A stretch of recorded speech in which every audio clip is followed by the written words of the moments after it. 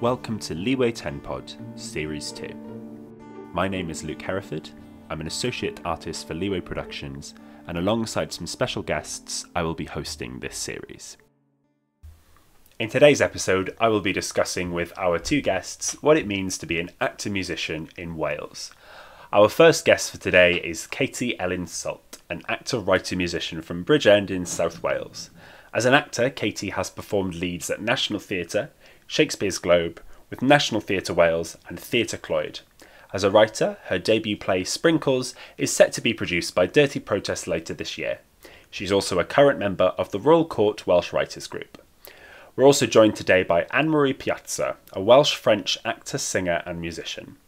Previously, Anne-Marie worked on the devised piece Day of the Living for the RSC, My Brilliant Friend for National Theatre, and, just before lockdown, The Beauty Parade for Cardiff's Wales Millennium Centre. Anne-Marie is currently writing the one-woman show Go Forth and Slay with friend and collaborator Darren Clarke, which was due to be showcased at Beam 2020. Go Forth and Slay is a one-woman musical quest into the dark, following Dragon Slayer Emrys as she lives in two concurrent times, the here and now and the ancient mythology of Cymru. Using looping technology and a wide array of instruments played live by Emrys, Go Forth and Slay explores how we use stories to make sense of the world we live in. Do we set out to slay the monsters that live among us and inside of us, or do we learn to live with them? This is The Cave from Go Forth and Slay by Anne-Marie Piazza and Darren Clarke.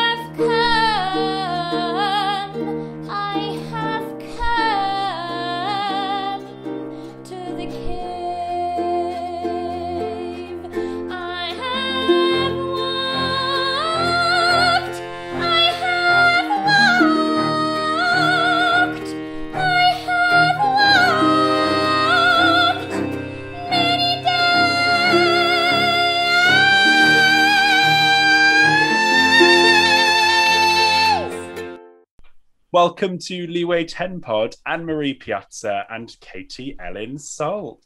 Hello. Hello. Where are we joining us from today? My family are in Swansea, but I'm in South London at the moment. And I am currently joining you from the hills of North Wales because I'm based in Cardiff, but I have been incredibly lucky to be doing an R&D in Theatre Clwyd this week. Amazing. Oh, how exciting. Yeah. Amazing. And I believe Anne-Marie's just come off an R&D as well. Yeah, in North London. A lot of fun. I'm going to dive right in with a question for both of you.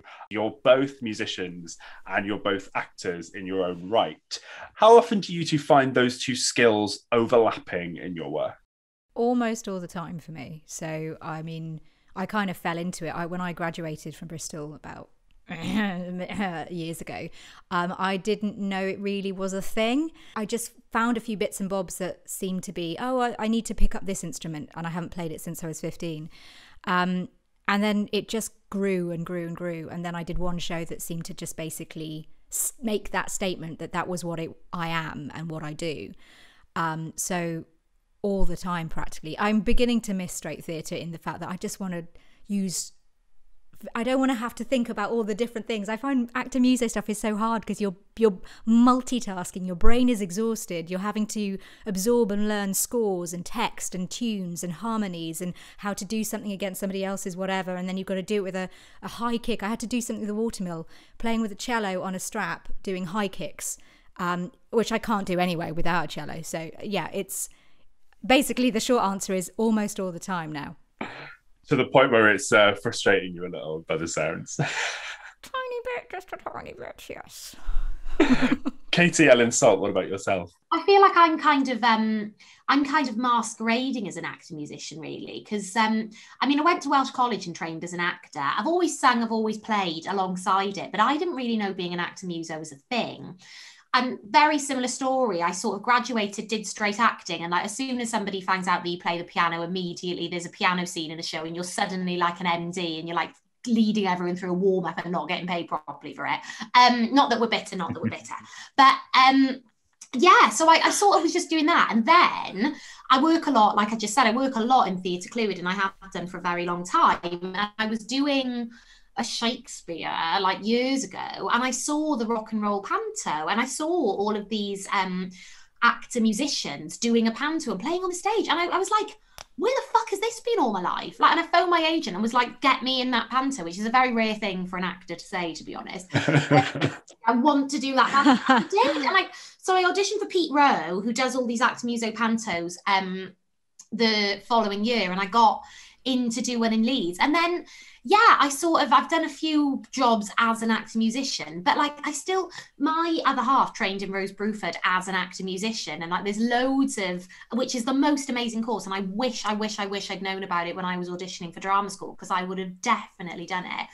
But there are like really legit actor musos who pretty much just do actor muso shows, and I love doing the shows, but I think I don't know, I love using my skills as a musician, but in a way, it's nice being like the token musician in a cast of actors and everyone thinks you're really, really talented, as opposed to like being an actor musician and being like, oh God, I've only got my grade 4 and I can only play 3 instruments as opposed to 6, and I actually feel quite shit. But this is so interesting that you both, I hear you. That you both mentioned this idea of when you were both training, that you didn't really know that terminology was even kind of existing in the industry. And so, and it kind of, because it feels to me like it's like the actor musician, I guess, approach has, it's becoming more common. It's become more common in the last 10 years. But then does that put you guys as talented musicians, does that put you at a bit of a disadvantage to those people who did start training when that terminology existed?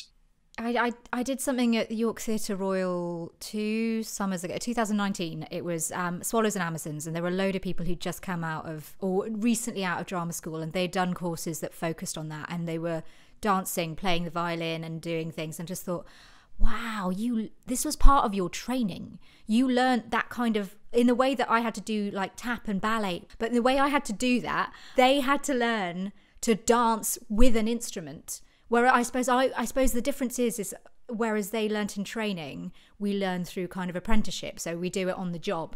So I came out of drama school. I'd played cello until I was like 16, 17, hadn't touched it. Seemed to be seeing a lot of castings and thought, I'd played piano better when I was younger. And I thought, I can see a lot of accordions. Maybe I'll borrow an accordion and teach I sat in front of a mirror with a sheet of all the bass notes and taught myself accordion. And I basically just found myself in jobs, and I thought, I'll play a bit of accordion in this. And it was essentially, I just used the jobs to get better at things. And then I started collecting things. Someone would turn up with an instrument that I thought was funky, and I'd go, I want to learn how that works. I bought myself, because I thought I needed a hobby, and obviously buy yourself a musical instrument, that's how you get hobbies. That's not how it works, Anne-Marie. So I bought myself a little Celtic harp off Gumtree, and I gave cash to a guy in a Croydon ice cream shop. And I had this little, and my friends all said, has that fallen off a van?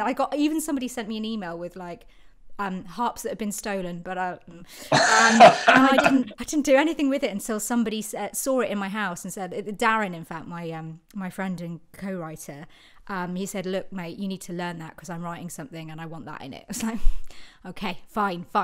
But it's just basically collecting things, and you just get more and more. And now I've got a ridiculous collection and I still want more. It's like shoes. Yeah, I buy instruments. Really similar. Like, I mean, I think I think if you're a musical person, you can pick these things up quite quickly, can't you? And I think the skill that people who've, done these amazing courses in Rosebroof, and there's one in Mountview now, there's a couple more, they have 3 years to do that collecting and to work in an ensemble playing music. Like, anybody who goes to Rosebroof, as soon as they meet someone else who's been on that course, they sort of have a pattern, they sort of know how to perform and play together. Whereas for me, yeah, I've definitely picked up things on jobs, like a bit of bass guitar, a bit of random percussion and stuff. But I think, yeah, it would have been amazing to have a bit more of a training in that. But sadly, there are no actor musician courses in Wales, which is an interesting one. It's really interesting because, yes, these people who, it was embedded in their training.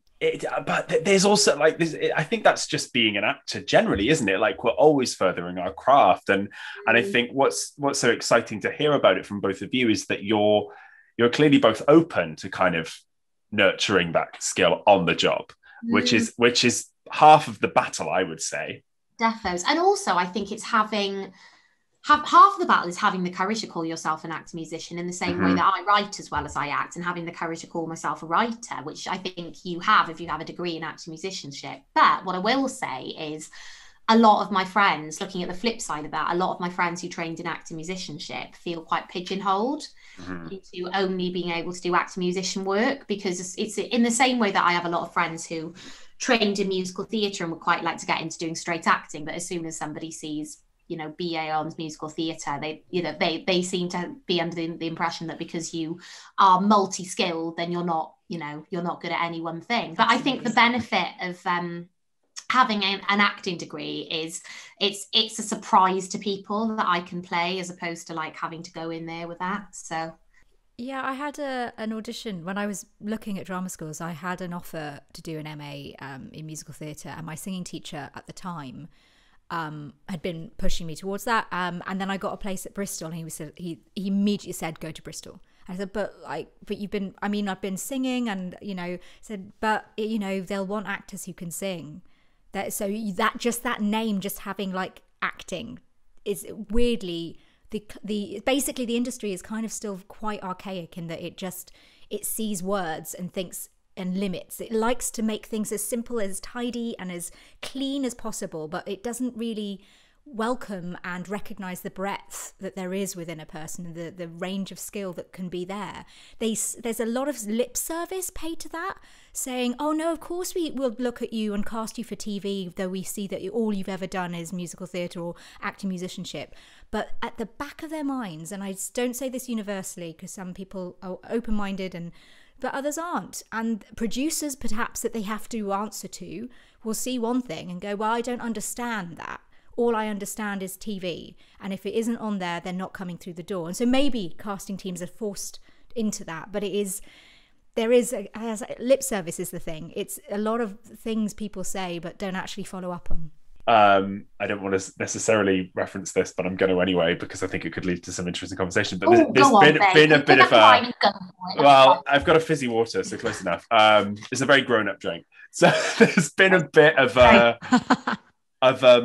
response around this, actually, in like how we define ourselves on Twitter recently.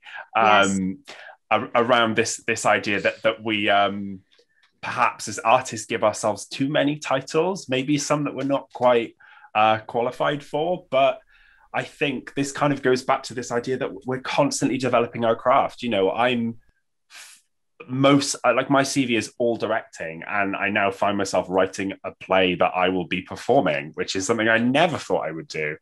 And Anne-Marie, obviously you've been working on a piece that you're composing and also performing. Katie, like you said, writing. I think I think it's great that we have this kind of mixed salad of an industry that we can kind of pull at all the strings that we want to whenever we want to, whenever we're ready. Yeah, I think you sort of have to as well, because I've seen the Twitter thread, and I think it's it's good for you if you have the capacity to only work on one thread of the creative industry for however long. I mean, who's fucking paying you to do that? Because I would like their number. Because like for me, if I'd only been able to do like one, if I was like, I'm only going to do straight plays and I'm just an actor, like, I mean, I wouldn't have been able to pay my bills for the last 10 years. You know, I'm very proud of all the teaching work that I do, like alongside everything else. And that feels like just a part of my career as acting. It's something that's just got stuck. And I think the whole argument about putting things like, are you a this/this, whatever, slashing essentially, and are you honestly that? Ultimately, I think what actually it's about being able to name and label yourself in an industry that's very quick to label and very enjoys that. It finds it simple and it makes life easy for other people. But when you take that ownership back and you are the one that labels and says, no, this world, hello, this is what I am, this is what I identify as, it makes other people uncomfortable. And it kind of, I don't know why it's so scary. And we're not even talking on bigger things like sexuality. We're just talking about, I like to play instruments, but I also like to do straight plays. I mean, just saying those two things, but which one are you? I mean, I think it's maybe there's an element of fear of people taking control and wrestling that off the other people the other sides of the industry who've had it for so long. And we're constantly being told as well, you're not working enough. Well, maybe make something for yourself. Well, when you do, they go, but are you a writer? Are you an actor? Like, can't I be all of that? Yeah, but I wonder whether some of it, that's such an excellent point, Anne-Marie, and I'd not really thought of it like that before. I wonder whether some of it is like, if the actors start sitting on the other side of the table and then flipping back, like, we're going to see the other side of Narnia, and maybe we won't be very happy about what we find. Let's tune back into this question of acting musicianship, because I kind of want to unpack the terminology a little bit for our listeners who maybe aren't that familiar with the idea of acting musicians.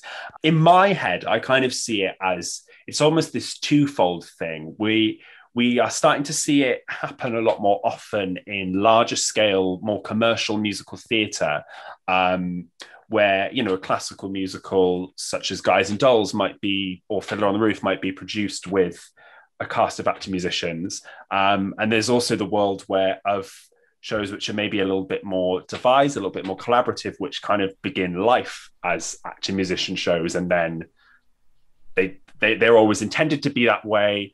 And I think I've certainly in the last few years during this rise seen a lot of arguments that have actually kind of criticized it as an approach, specifically in the kind of commercial world, as cost-cutting and maybe gimmicky.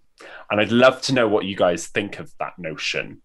Well, for me, I don't think that is a valid notion at all. I think that it is absolutely wonderful and inspiring. I mean, it inspired me as an actor when I saw people picking up their instruments and playing. And I think for young people to go and see that happening live, you know, I work a lot with young people, and it's so brilliant to see that skill, and that the actors becoming the orchestra, I think, is absolutely amazing. I don't think it's gimmicky at all. What I will say on the cost cutting issue is there are some shows, which shall remain nameless until I finish this wine, who will deliberately give the musicians a couple of lines so that they can pay them equity rates, and Anne-Marie's nodding, and not musician. Oh yeah, hell yeah. If you are a musician, you get paid a lot more than if you are an actor. But if you are an actor musician, then you are primarily an actor, so you get the equity rates. And I don't necessarily think that is very fair. So I don't like that. I think if you're going to make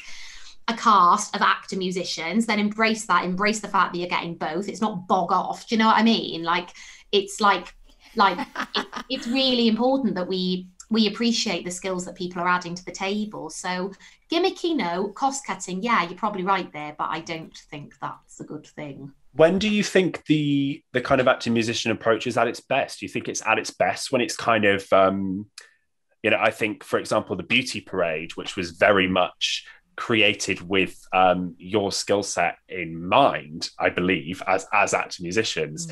Like Beauty Parade versus Craig Rebel Horwood directs actor musician production of Fiddler on the Roof. It's intention at the heart of it. It's where the idea started and what it was. For Beauty Parade, Rebecca Applin wanted to create something with Sophie Stone, who is a deaf actress, and she wanted to use visual language. She wanted it to be completely encompassing and open to all. And she wanted actor muso. She wanted to be an actor musician story that was open to a deaf audience. So she went in with that. That was her lead. And they got together with Kate O'Reilly and they created this story that had three actresses, three women telling the story through different mediums. We each had different languages. So Sophie's was we all spoke, there was music involved, but Sophie was more, her special skill, I suppose, was the visual language, which was absolutely stunning. George was Georgina, she was playing a cabaret singer who was using that as her mask as a spy for the British in Second World War France. So she had a lot of lounge singing, these wonderful songs. That was how we told our story, was told in different mediums. So that was George's.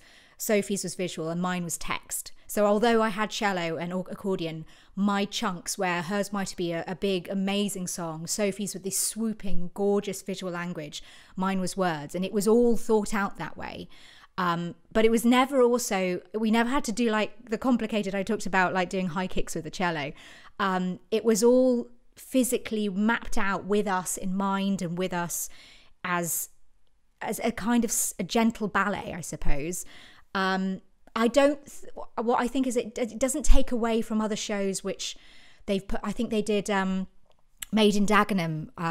There've been a couple of versions, but there was one that was entirely actor musician, and that felt, I never saw that, but I knew some of the cast, and that was the intention behind that had always been it's integral, it's part of it. There's not a band corner. That's the problem. Band corner is my least favorite phrase.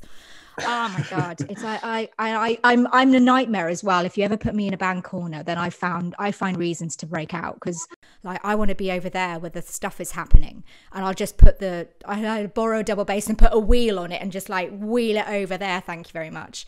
It's just, I can't help it. I'm not a rebel by any stretch, but like that's my little test of it. But it's again, it's what you want, the ultimate. What is it? Where is your heart at? Can you honestly say this story needs to have someone telling you this story while they're playing guitar or chat? Or are you just kind of putting it in there? Yeah. Because are you using the instruments to tell the story? Are they vital, or are they pasted on top? Rebecca Applin could tell me what musical threads meant story-wise. So I'd play something on the cello and I'd find I'm having difficulty with the rhythm of this. Oh, she said, that's where you jump from the plane with the parachute. That's you falling. So whenever you hear that, that's you falling with the parachute. And she could just map out. It was all the music was meticulously thought through, like text. And it was like a piece of Shakespeare, but in notes on a stave. And it all had an intention. It all meant something. So whenever I struggled to learn something, she could tell me why I was struggling. It's because I didn't understand the scene. And this is what the scene is for you right now. This is you're scared, and so you're doing this, and that's what that means. I mean, that goes all the way to composition. So we're even beyond, we're not even directing it. When it's written, it was written for an instrumentalist and an actor, not for a band. No band it would be pointless to have a band play that music, basically. That's the question. There we go, whittle it down. Is there any point to have a band on stage? If so, then that's what they should be doing. And then you leave your actors to do the job. But actually, in this moment, is it better to get rid of the band and make the story, the musicians and the actors all one? I think you're right. And I think going on from the idea of, are you just cutting costs because you then don't have to play a pianist? Like I would argue that you're doing your story a disservice then, because it's really obvious to people. Like it's I think, as long as it's an active, I completely agree with what you're both saying, as long as it's an active creative choice, it works and it holds. But if it's we can see, and an audience can see through it when it's not, you know, if you're just sort of like getting Muggins over here to run down to the band call and play a few C majors for somebody, you know, like it's crap. Yeah. This is one for Anne-Marie, just to kind of bring this conversation to a little bit more about Wales. And when you conceived Go Forth and Slay, which we heard music from at the start of the podcast, and based on your description of it, it sounds like an inherently Welsh story. And did that kind of come from you feeling that there was a lack of Welsh stories in musical theatre? Oh man, I have to be completely honest with you on this one.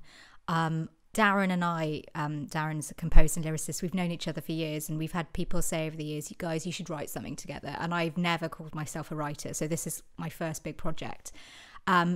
We were just having a beer, and I'd been talking to his goddaughter, and there were these enormous stones, and she was jumping on one, and I told her it was a dragon's egg and there was a baby dragon in it. I then told Darren about an audition I'd had for a famous musical with various queens in it, and how someone had been leaving and someone else had said to her, go forth and slay. And I thought, that is a great phrase. She'd just been, you know, being a sister going, yeah, you're awesome. I thought, that's great. And I mentioned this to Darren. He said, that's our title. We're going to have dragons in it. It's going to be about, well, he basically listed, it's going to be about you, dude. And it's going to be about your culture, your mythology. And I was at the time, and you're going to be dressed like that, is what he said. And at the time I was in high vis with bicycle grease on my face. I said, you've gone too far, Darren, too far. But it started off just spitballing, like where can we start our story? And they tell you to write about what you know. So I wanted to start with, I suppose, I'm a bit of a mongrel. So my dad's French Italian and my mum's Welsh, and I was brought up in Reading because somebody has to be. But I've kind of never associated with Reading. Those are the two cultures that I feel like a connection to. And with my parents now in Wales, and with my family close, and having been in Cardiff last year, there is a draw. But I haven't worked there, and I've done one job in Wales, and I really want to go back. And I suppose the short answer is I don't know whether there's a lack of Welsh stories, but as someone in London most of the time, I don't hear them. I saw Land of My Fathers at the Trafalgar Studios, which was gorgeous, and it just made me want more. I don't think there's a lack of Welsh stories at all. I just don't think that they're being told enough for whatever reason. You know, we are a nation of storytellers. We are a nation of musicians, and it's, especially in musical theatre. I mean, Land of My Fathers, brilliant. There have been some brilliant Welsh musicals, but nowhere near enough. And there's no excuse for it when we are, to quote Dylan Thomas, we are a musical nation, you know, like we should be making more. It's brilliant that you are. Something that we talk about a lot on this podcast, which you guys will hear when the whole series is released soon, is this idea of shame around musical theatre in Wales, because we don't often see it from the grassroots in Wales. Most of our musical theatre is like your commercial touring shows. Yeah, exactly. Wow. And because we only see musicals that are commercial, that maybe the art form doesn't exist outside of that world. Yeah, but I mean, even if they are, you know, like Theatre Clwyd. Sorry, I really do sound like a fangirl at the moment, don't I? I'm in North Wales. Like, I'd love to work there. They do, it's great. They do such amazing work, and they did an all Welsh production of Little Shop of Horrors. Brilliant, you know. Like, we're not. It's absolutely fantastic to have new musicals, and I welcome it, and I welcome new Welsh musicals, and I think we need them. But also, what's wrong with doing, like, I don't know, a Welsh Phantom or something? Do you know what I mean? Absolutely. Use what we have and use Welsh actors. I think that's, you know, there's nothing. I wonder whether we feel like. I feel like as Welsh artists and as a culture, we're constantly feeling like we have to prove ourselves to the English or the powers that be, you know. And I wonder if we're very reverential about our work sometimes, and I think because of that, and sometimes you just feel like, oh, I'll just do Blood Brothers with bloody Guy Botcher, it'll be fine, everyone will love it, you know. Anything with Di Butcher, please. I hope she's listening. Love you. And Katie, this question was kind of geared towards you, actually. Like, why? Because I know musical theatre was one of your first loves, as from the Bridge End Youth Theatre scene. And do you feel like you've had to sort of abandon that a bit since? Well, I mean, to be honest with you, babe, I'd love to say, yes, I actively chose the straight theatre path and that was a conscious choice. But the sad reality is, as much as I love and adore musical theatre, I am dyspraxic as fuck and my life depended on it. So I did audition for Mountview and ArtsEd, got through the singing rounds, no problem. The less said about the dance calls, the better. So I feel like I was sort of pushed into that box. But in all seriousness, I mean, I love musical theatre. I feel like most of the jobs I've done, I've sung in, like, you know, I've done Little Voice 3 times. I was Polly Garter in Under Milk Wood. Like, I'm always, as soon as people find out you sing, like, you know, yeah. I'm an actor who sings, and I love that. But I've never done a professional musical, and I'm just thinking about that. No, I really haven't, which is, you know, mental, considering that is, you know, such a huge part of who I am. But there aren't. I think maybe this is the point. There don't seem to be roles for someone like me in musical theatre, and generally I play like we say, you two are saying, like, I don't sound like I'm Stacey from Gavin and Stacey. I literally do. So because I sound like this, I don't feel like there's any musical theatre roles that are out there for someone like me, which is a shame, really. Got to change it, haven't we, then? Or that people just aren't seeing you in them because they're so used to doing and casting the same way they always have. So it's not that there's no space for you, it's that people aren't making it. There's a kind of, I guess, like a flip side of this idea as well, is that a lot of the Welsh musical theatre performers feel the need to move to London. There are so many Welsh people in the West End, so many. God, yeah. And, you know, it's great that they're doing the Phantoms and the Les Mis, and that's wonderful. But like, surely there's other stories that we could be telling them where they get to use their lovely accents. Do you know what I mean? We have such a fantastic, as you would know, Luke, because you did it. You know, Welsh College has got a fantastic musical theatre course now, and we're bringing people internationally into Wales to train in musical theatre, and then we're going, actually, you need to move to London now because there's nothing for you here, and in a way that we don't with acting, because there's so much going on with film, theatre, telly in Wales, but musical theatre, for some reason, we just seem entirely lacking.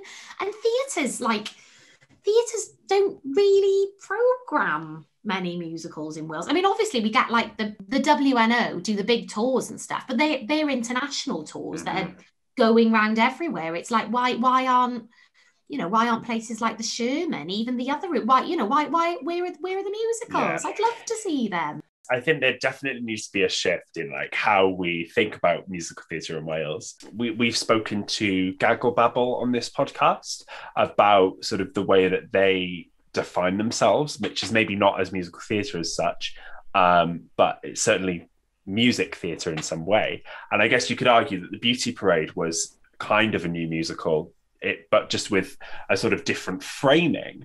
And, you know, Cloyd's rock and roll pantos, they're almost there. The Sherman are utilising the actor musos in their Christmas shows, which often have original scores. So the building blocks are there.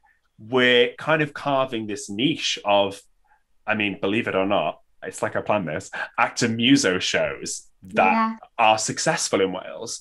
How do we sort of be more confident in embracing the musical theatre genre in Wales as something that's great, because we're kind of already doing it, but we're just not calling it that? And is it just Wales as well? I suppose there's a lot more that's happening in England, but is there still a shame attached to it in so much as